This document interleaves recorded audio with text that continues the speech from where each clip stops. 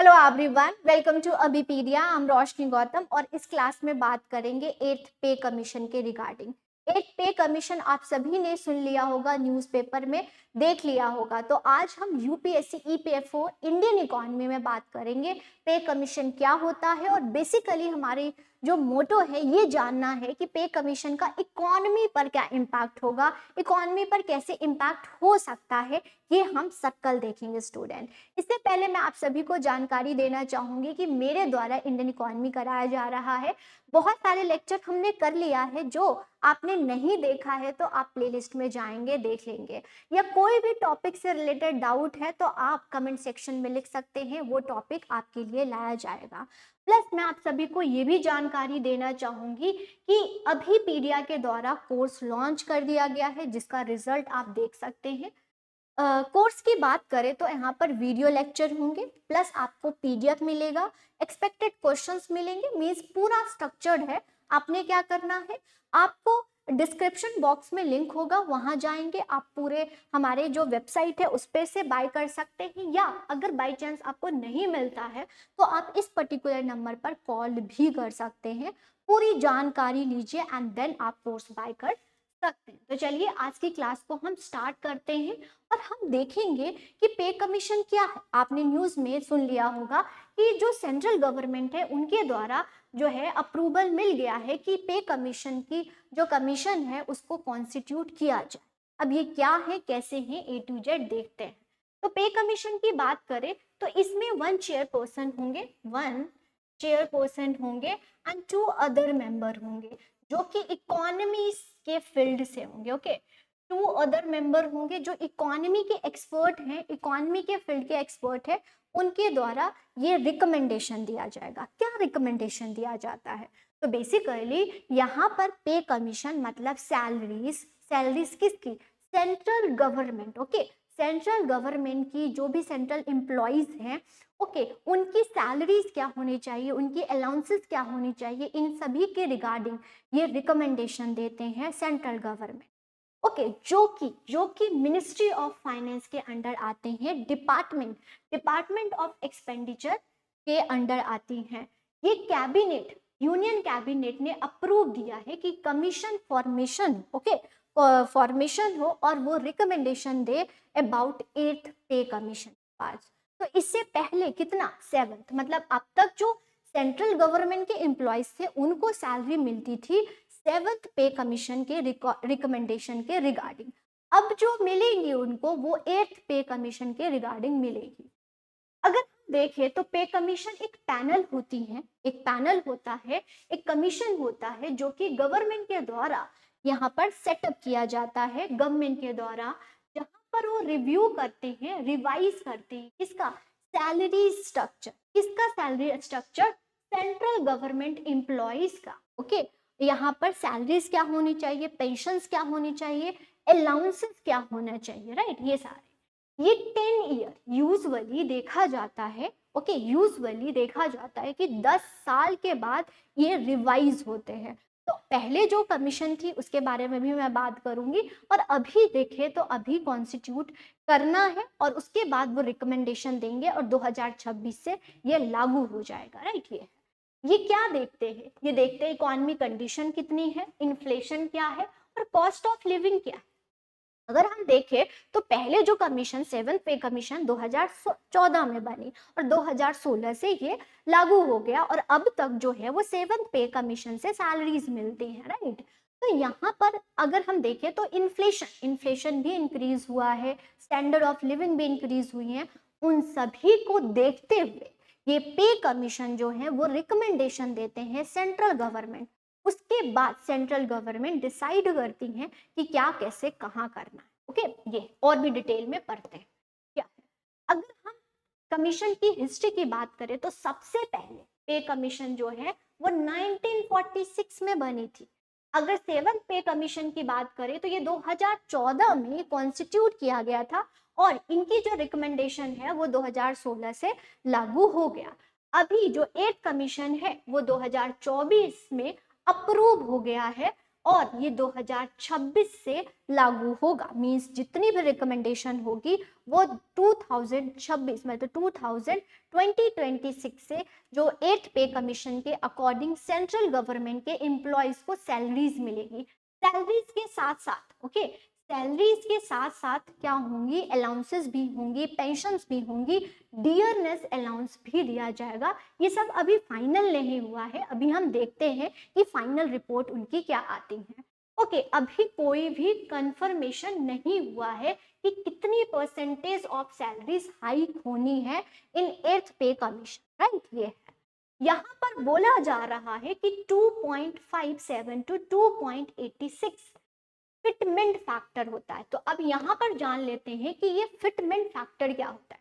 Fitment factor student एक factor होता है जहां पर कैलकुलेट किया जाता है जो आपकी अभी बेसिक सैलरीज हैं उसमें उस परसेंटेज जो फिटमेंट फैक्टर होगी उस परसेंटेज से क्या इनटू किया जाएगा, मल्टीप्लाई किया जाएगा। सपोज मान लो कि 7th पे कमीशन में ओके 7th पे कमीशन में 2.57 फिटमेंट फैक्टर था, तो जितनी भी बेसिक सैलरी थी उससे इसको इनटू कर ले। लेट्स सपोज 8th पे कमीशन में जो फिटमेंट फैक्टर होता है वो 2.86 बोला जा रहा है ना। ये अभी फाइनल नहीं हुआ है, होता है। और मान लो कि आप गवर्नमेंट एम्प्लॉयज हो और आपकी सेंट्रल गवर्नमेंट एम्प्लॉयज हो और आपकी बेसिक सैलरी करेंटली कितनी है, 18,000। तो जितनी भी फिटमेंट फैक्टर होगी उससे क्या होगा, मल्टीप्लाई हो जाएगा और उतनी सैलरीज आपको मिल जाएगी। तो ये होती हैं फिटमेंट फैक्टर और ऐसे कैलकुलेट किया जाता है और ऐसे ही अब तक हुआ है, अभी 8th पे कमीशन में भी ऐसे होगा। लेकिन कितना होगा अभी डिसाइड नहीं है। यहाँ पर मैंने आपको बताया है कि कितना इंक्रीज हो सकता है, राइट। ओके, नेक्स्ट हम देखेंगे 8th पे कमीशन करती क्या है, सैलरीज को रिवाइज, मतलब अभी जो आपकी बेसिक सैलरी से उससे इंक्रीज होगा क्योंकि इन्फ्लेशन इंक्रीज हो रही है, लोगों की स्टैंडर्ड ऑफ लिविंग इंक्रीज हो रही है, तो उसके अकॉर्डिंग जो सेंट्रल गवर्नमेंट के एम्प्लॉयज है उनकी भी सैलरीज इंक्रीज होनी चाहिए। तो यहाँ पर सैलरीज इंक्रीज करने की बात की जाती है। अपडेटिंग द अलाउंसेस, जितने भी अलाउंसेस होते हैं सैलरीज के अलावा, जैसे कि हाउस रेंट अलाउंसेस हो गया, ट्रेवल अलाउंसेस हो गए, उन सभी को अपडेट किया जाता है। यहाँ पर पेंशन को भी एनहांस किया जाता है, जितनी पेंशन है उसको भी इंक्रीज किया जाता है।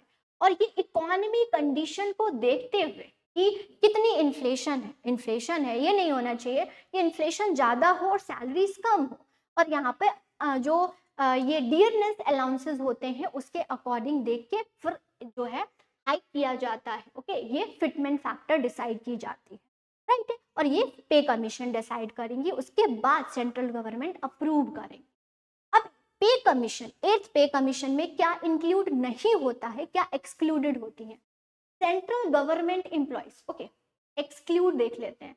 नॉट कवर, जैसे कि पीएसयूज के जो एम्प्लॉयज होते हैं, ओके पीएसयूज के एम्प्लॉयज होते हैं उनके लिए अलग पे कमीशन, अलग रिकमेंडेशन होती है।